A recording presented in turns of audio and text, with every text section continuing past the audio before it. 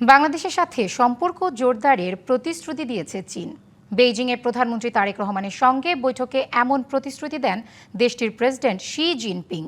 ব্রিফিংয়ে প্রধানমন্ত্রীর উপদেষ্টা মাহদি আমিন জানান, তিস্তা মহাপরিকল্পনা সহ পানি ব্যবস্থাপনায় গুরুত্বপূর্ণ ভূমিকা রাখার পাশাপাশি রোহিঙ্গা প্রত্যাবর্তনে আলোচনা আয়োজনে আগ্রহী চীন। বাংলাদেশ থেকে মিয়ানমার হয়ে চীনে ইকোনমিক করিডোরের প্রস্তাব নিয়েও আলোচনা হয় বৈঠকে।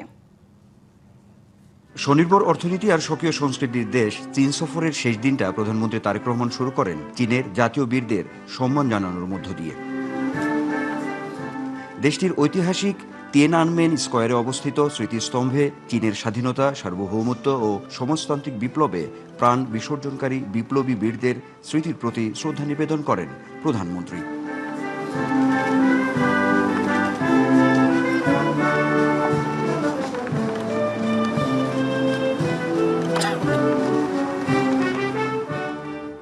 এরপর সফরের সবচেয়ে গুরুত্বপূর্ণ বৈঠকে যোগ দেন বাংলাদেশের সরকার প্রধান। চীনের রাজস্বিক গ্রেট হলে বৈঠকে বসেন বাংলাদেশের প্রধানমন্ত্রী ও চীনের প্রেসিডেন্ট শি জিনপিং।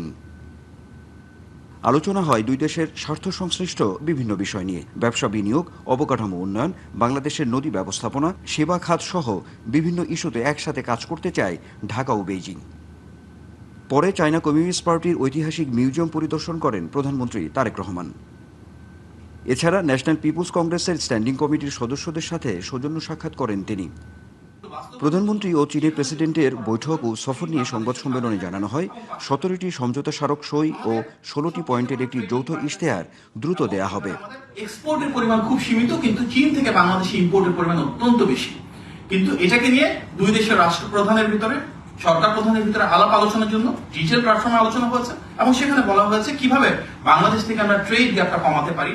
তিস্তা মহাপরিকল্পনা সহ পানি ব্যবস্থাপনায় চীন গুরুত্বপূর্ণ ভূমিকা রাখতে চায় উল্লেখ করে মায়ানমার হয়ে চীন পর্যন্ত একটি ইকোনমিক করিডোর করার আলোচনা হয়েছে বলেও জানানো হয় সংবাদ সম্মেলনে। প্রতি সপ্তাহে সর্বোচ্চবার বিকাশ পেমেন্টে 50 জন হবেন পেমেন্ট চ্যাম্পিয়ন। জিতে নিন টিভি সহ আকর্ষণীয় সব প্রাইজ। আজকে কানেক্টিভিটি নিয়ে যেটা কথা হয়েছে প্রেসিডেন্ট শি জিনপিং এর সাথে মাননীয় প্রধানমন্ত্রী জনাব তারেক রহমানের, এবং সেখানে প্রস্তাবনা এসেছে যে কিভাবে বাংলাদেশ থেকে মায়ানমার এবং চীন হয়ে একটি ইকোনমিক করিডোর তৈরি করা যায়। যে ইকোনমিক করিডোরের মূল উদ্দেশ্য হবে বাংলাদেশের অর্থনৈতিক আরো ব্যাপ্তি বাড়ানো, ইকোনমিক ট্রানজাকশন বাড়ানো এবং মাল্টিমোডাল ট্রান্সপোর্টেশনটাকে আরো এনহ্যান্স করা। 5 দিনের রাষ্ট্রীয় সফরের ইতি টেনে বিকেলে দেশে রওনা করবেন প্রধানমন্ত্রী তারেক রহমান।